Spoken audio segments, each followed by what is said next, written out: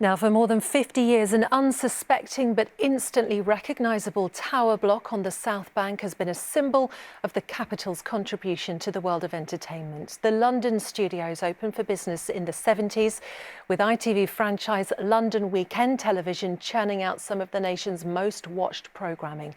But the ever-changing skyline is losing the titan of telly as it's demolished to make way for new structures. To celebrate 70 years of ITV, our correspondent Simon Harris took a look back at the studio's golden era and spoke to some of the stars that defined its success.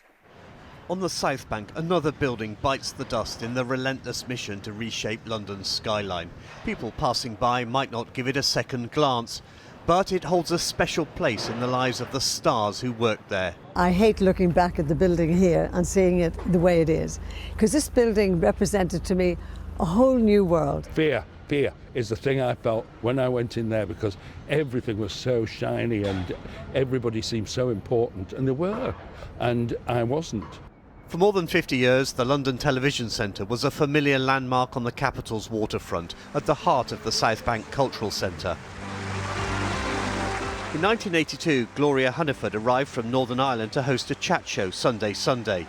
You can imagine that in Northern Ireland I had been dealing from 1969 with bombs, bullets and barricades, and then to leave that behind and come to do a totally different kind of programme with all the glamour and all the gloss and the excitement. It was a huge change.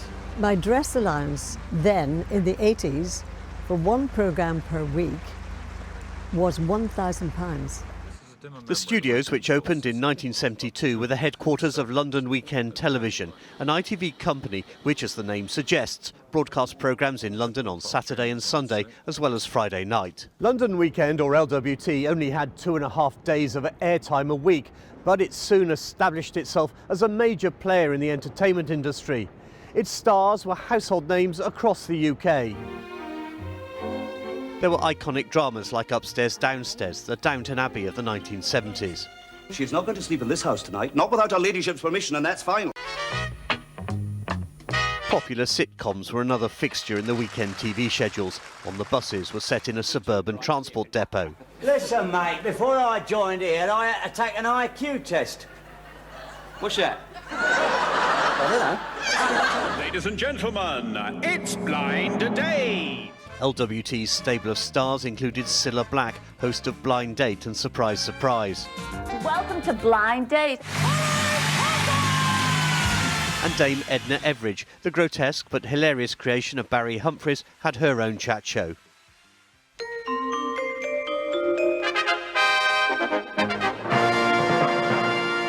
And then there was Game for a Laugh. Game for a Laugh, the show where the people are the stars. What should we do now? Matthew Kelly was one of the hosts. The thing I remember about this place are the people, and they were kind to me, and they were funny, and they were supportive and generous spirited, and I shall miss those people. The building, not so much. Gloria Hunniford's photo album records some of the Hollywood stars she interviewed, including legends like Betty Davis, whose frailty was underscored by the producer. Normally with chat shows you go kissy kissy or something.